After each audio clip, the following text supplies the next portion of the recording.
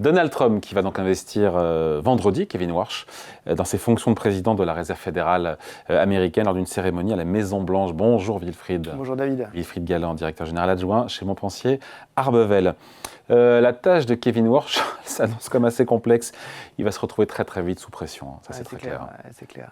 Et il hérite d'une banque centrale qui est fragilisée par les tensions politiques déjà autour de Jerome Powell. Il y a ça déjà.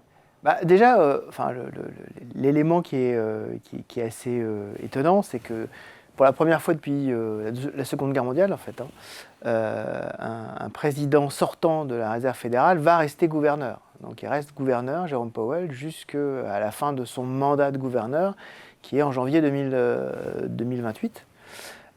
Et ce qui donne une composition du comité de politique monétaire de la Réserve fédérale qui va être quand même très étrange, puisque Stephen Miran, qui avait été nommé par Donald Trump, c'est son ancien conseiller économique, a démissionné pour laisser la place en fait à Kevin Warsh. Normalement, c'est le président sortant qui laisse la place. Là, c'est un des gouverneurs qui a laissé la place. Et donc, il va y avoir un phénomène assez intéressant à suivre, c'est l'élection, ce sera à huis clos, du président du comité de politique monétaire de la Réserve fédérale. Évidemment, Kevin Warsh sera président de la Fed. Normalement, automatiquement, le président de la Fed est le président du comité de politique monétaire. Mais ce n'est pas certain. Surtout qu'à l'intérieur, dans les membres votants, vous avez une Lisa Cook qui est mise sous pression juridique par le département de la justice aux ordres de Donald Trump pour un prêt immobilier sur lequel elle aurait fait des mauvaises déclarations, mais qui est resté parce que la justice a dit que pour l'instant la Maison-Blanche n'avait pas le droit, sans cause réelle et sérieuse, de la supprimer du comité de politique monétaire. Donc on va avoir, en termes de gouvernance, des équilibres qui vont être à trouver parce que, n'oublions pas, en dehors de ce cas très particulier, n'oublions pas que la dernière décision de politique monétaire de la Réserve fédérale a eu le nombre le plus élevé d'opposants à cette décision depuis 1992. Jamais la Fed n'avait été aussi divisée sur une décision de politique monétaire depuis 1992. Donc on va avoir effectivement un sujet de fonctionnement de la Réserve fédérale, au-delà des sujets dont on va parler. De gouvernance, de fonctionnement, et puis il veut tout changer quand même. Kevin Warsh, il veut changer non seulement les outils de politique monétaire, mais aussi sa direction. Il y a une rupture quand même dans ce qu'il propose. Hein. Oui, il y a une... Alors, déjà, ou un retour aux sources. Alors, il y a pas mal de choses. Déjà, il veut changer le mode de fonctionnement, le mode de prévision de la Réserve fédérale. Il dit deux choses. Une chose sur laquelle, effectivement, je suis totalement d'accord, que les données sur lesquelles s'appuie aujourd'hui la Réserve fédérale pour prendre ses décisions, le fameux meeting by meeting, data dependent, sont des données retardées. C'est-à-dire quand vous regardez l'inflation, la croissance, l'emploi, tout ça, c'est des données retardées. C'est le rétroviseur. Donc ça ne permet pas de se projeter. Donc lui, il veut introduire les données temps réel, les données des cartes de crédit, les données des péages, un certain nombre de choses. Raison. Et il a probablement raison. Pour avoir un retour de l'économie en spontané. Voilà, exactement. Donc ça, c'est effectivement quelque chose qu'il va falloir suivre. Le deuxième élément, et c'est peut-être un peu plus perturbant pour les marchés, c'est qu'il veut changer ce que regarde véritablement la Réserve fédérale comme norme d'inflation. Aujourd'hui, vous savez, c'est ce qu'on appelle l'inflation dite cœur PCE, donc un mode de calcul qui reflète en fait la consommation du ménage américain, hors alimentation et énergie. Lui, il veut le remplacer par un élément qu'il appelle en anglais Trimmed Mean Inflation. Alors si je fais une traduction un peu à l'arrache, ça pourrait se traduire par l'inflation tendancielle recalibrée. L'inflation tendancielle recalibrée, qu'est-ce que c'est ? C'est vous enlevez les trois éléments à l'intérieur de l'inflation PCE les plus extrêmes en termes de progression et les plus extrêmes en termes de régression.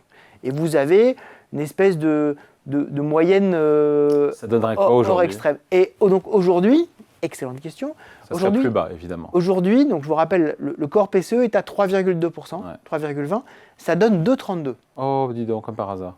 Et donc 2,32, effectivement, si vous êtes à 2,32 en termes de normes d'inflation, aujourd'hui, il n'y a pas de raison d'être dans des taux de directeur de la politique monétaire qui sont à 3,75, 3,8 aujourd'hui, en 3,75, 4%. Donc vous avez de la marge pour les baisser de 25 ou 50 points de base.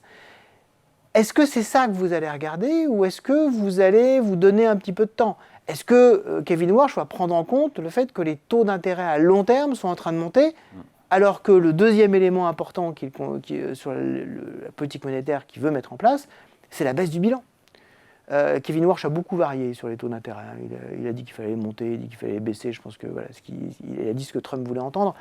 Donc là, il va, je pense, s'adapter à la situation. Mais en revanche, il n'a jamais dévié depuis 2009 sur le fait que depuis 2009, le bilan est trop haut et donc il faut le baisser. Et c'est récessif, ça. C'est surtout très profondément perturbant pour les marchés obligataires. Et ils n'ont pas besoin de ça aujourd'hui. C'est-à-dire qu'aujourd'hui, une des raisons probablement pour lesquelles les marchés obligataires sont très nerveux, c'est parce que justement, il y a une grande incertitude sur ce que va faire la Réserve fédérale sur justement cette politique bilantaire qui impacte directement ce qu'on appelle la partie longue de la courbe, la partie 5, 7, 10 ans des échéances. Aujourd'hui, on a 4,7% sur le 10 ans américain. C'est beaucoup, 4,7%. C'est le niveau où tout le monde commence à se dire est-ce qu'il ne faudrait pas quand même faire un petit peu attention. Cette année, je rappelle quand même juste un chiffre qui est assez marquant, je trouve. Cette année, le Trésor américain va payer 1 000 milliards de dollars en intérêts. Ouais. Et on était à 4% sur le 10 ans américain. Et on était à 4%. Donc, ce qui veut dire 70 points de base, c'est colossal comme ça. Voilà, donc 70% sur une masse pareille, ça commence à compter. Que va faire Kevin Warsh? Ça va être effectivement la question. Il veut communiquer autrement. Il veut parler moins pour surprendre plus. Et là, on se dit que ce n'est pas du tout la tendance depuis 15 ans. Non. Et en même temps, si on a un peu de mémoire, et qu'on se souvient d'Alan Greenspan, dans les années 90, le type disait, patron de la Fed, si vous m'avez compris, c'est que je me suis mal exprimé. Non, mais ce qui est très intéressant, effectivement, c'est quand on regarde l'historique de la Réserve fédérale, on vient d'un mode de communication qui était quasiment inexistant. Jérôme Powell, donc depuis 2018, a dit, en fait, à chaque décision de politique monétaire, donc il y en a 8 dans l'année, je fais une conférence de presse. Comme ça va vraiment permettre d'expliquer ce que je suis en train de faire, et il le fait maintenant. Pour créer de la prévisibilité. Pour créer de la prévisibilité et surtout de la transparence, et expliquer qu'il n'y ait pas d'ambiguïté. Et pas surprendre les marchés. Et pas surprendre les marchés. Cette notion de conférence de presse, elle a été créée, elle est relativement récente. Cette notion de conférence de presse, elle date de 2011. Ça fait depuis 2011 qu'en fait, on fait des conférences de presse régulières. Il y en avait une sur deux, conférences de presse. Donc il y en aura moins, Kevin Warsh. Il y en aura probablement moins. Si on prend la Fed, vous parliez d'Alan Greenspan, pré-1994, il n'y avait même pas de communiqué. C'est-à-dire qu'en fait, les opérateurs de marché regardaient comment est-ce que les marchés se comportaient pour savoir ce que la Fed avait décidé. Il n'y avait même pas de communiqué de la Fed sur la décision de politique monétaire. Je ne pense pas que... On n'y reviendra pas, évidemment. On n'y reviendra pas, mais néanmoins... Ça ressemblera à quoi, alors, une communication à la Kevin Warsh? Ça sera des conférences de presse une fois sur deux? Ce sera probablement au maximum une fois sur deux, peut-être même une fois sur trois. Est-ce qu'il veut surprendre? Il dit qu'il veut surprendre plus. Exactement. Pourquoi il veut surprendre plus les marchés? En fait, ce qu'il considère, et ça c'est intéressant, il considère que l'indépendance de la Banque centrale américaine, c'est une indépendance non seulement vis-à-vis du pouvoir politique, mais aussi vis-à-vis des marchés et du pouvoir financier. Les Wall Street Journal, Financial Times, CNBC. Ça s'entend comme argument. Et ça s'entend. Et donc il nous dit, moi en fait je serai tenu de me justifier en permanence, moi, je vais donner des indications qui, d'une certaine manière, vont me contraindre. Ils vont me lier les mains. Quand on discute régulièrement, David, sur ce plateau, on dit quand il y a 70% de chances de hausse de taux ou de baisse de taux dans les marchés, il y a hausse, il y a baisse. C'est automatique. Et donc, ça veut dire que, d'une certaine manière, les marchés lient les mains de la Banque centrale, même si, au dernier moment, elle se dit peut-être quand même qu'il faudrait que je renverse ma décision d'une manière ou d'une autre. Et donc ça, c'est intéressant. Il y avait des commentateurs férus de foot, on va rentrer dans la période de la Coupe du Monde, qui disaient il faut être aussi imprévisible que Maradona face à l'Angleterre, lors du pas le but qu'il a marqué de la main, mais le but où il traverse tout le terrain, et en fait, où il touche à peine le ballon, mais on ne sait pas exactement où est-ce qu'il va aller. Et les gens ont dit, en fait, c'est exactement ça. C'était un des précédents gouverneurs de la Banque centrale américaine qui disait, c'est vers ça qu'il faut aller. Et donc, Kevin Warsh nous dit, je veux revenir à un mode de fonctionnement qui me permette d'être totalement indépendant, y compris dans ma capacité de changer les choses. Et de surprendre les marchés. Mais qui dit surprendre les marchés, dit potentiellement plus de volatilité et des marchés plus heurtés. Et voilà, exactement. Et donc, je pense que ça...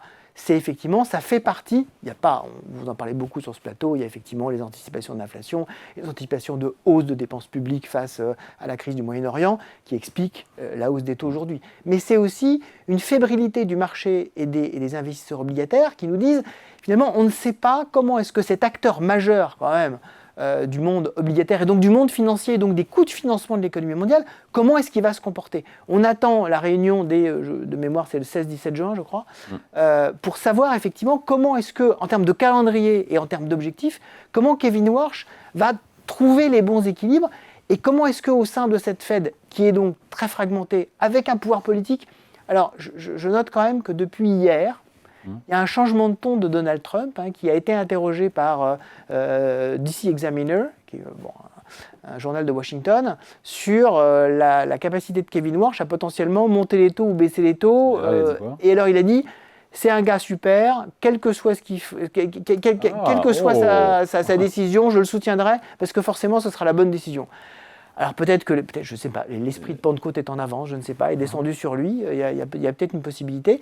En tout cas, de ce point de vue-là, il semble y avoir moins de pression de la part de la Maison-Blanche parce que c'est effectivement quelqu'un qui a toujours montré qu'il était loyal envers Donald Trump. Je rappelle que dans son audition au Sénat, il a quand même pas mal marqué les esprits négativement lorsqu'il a refusé de dire que l'élection de 2020 avait été loyale et que Trump avait véritablement perdu l'élection. Bon, si c'est le prix à payer, cette déclaration, pour avoir une véritable indépendance et qu'on ait une Fed à peu près lisible en tout cas et à peu près fiable, c'est, je pense, un prix à payer qu'on est tous prêts. Et Trump va lui demander des baisses de taux et on se dit qu'avec une inflation à 3,8%, c'est impossible que la Fed baisse ses taux. Au mieux, elle les laissera stables. Exactement. Le bon scénario, c'est probablement qu'effectivement, compte tenu de tout ce qui veut changer, le mode de fonctionnement, le mode de prévision, les normes à suivre, ça lui donne l'opportunité de dire il me faut du temps, il me faut 1 mois, 2 mois, 3 mois pour mettre tout ça en place.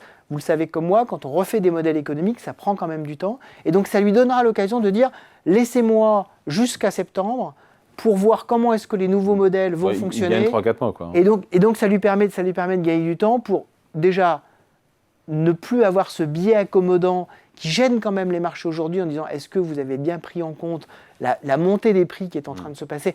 Aux États-Unis, c'est quand même beaucoup plus spectaculaire qu'en Europe. En Europe, l'inconvénient, c'est qu'on vient d'une situation quand même quasiment déflationniste. Donc c'est vrai que avoir un peu de hausse de prix, ça ne nous gêne pas trop. En tout cas, économiquement, c'est pas extrêmement gênant, sauf pour la Banque centrale, pour venir. Pour la Fed, on vient d'une économie qui est quand même assez en bonne santé. Quand on regarde par exemple les ventes au détail sont très bonnes aux États-Unis.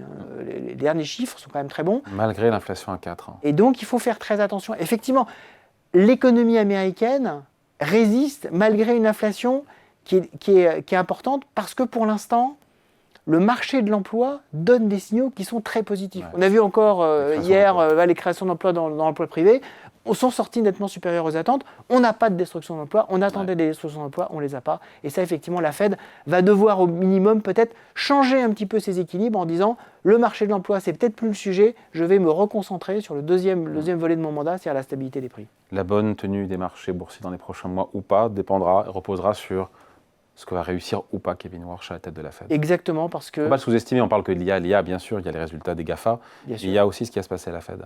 Parce que l'environnement monétaire et l'environnement financier, c'est majeur dans un monde qui est ultra endetté. Je dirais pas surendetté, mais on a alourdi, on en parlait la dernière fois sur ce plateau, David, on a alourdi fortement la charge de dette, et c'est comme une charge que vous traînez sur une remorque. C'est pas pour ça que vous ne pouvez pas conduire, mais ça vous rend beaucoup moins agile, et ça fait en sorte qu'il faut que vous fassiez très attention au moment des virages, parce que vous pouvez vous renverser très vite. Ouais. Donc là, effectivement, il va falloir faire très attention. La dette, c'est très important, et pour les marchés, la Fed, c'est un élément fondamental. C'est ce qui fait que les marchés vont effectivement tenir ou pas.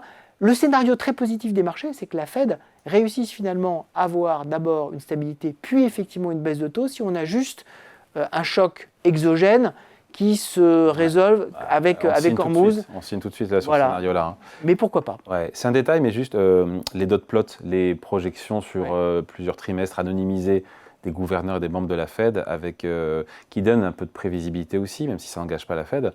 Ça, c'est terminé avec Kevin Warsh. Voilà, exactement, c'est terminé. Ça fait partie justement de la volonté de Kevin Warsh de donner moins d'indications sur l'avenir pour ne pas se lier les mains. On peut l'entendre, ça. Voilà, et Jérôme Powell, très souvent dans ses conférences de presse, faisait quand même du rétropédalage en disant « Ne prenez pas les différents éléments que je vous donne, y compris les dot plots, comme étant des engagements. ça va véritablement dépendre de ce que je vais trouver dans l'économie.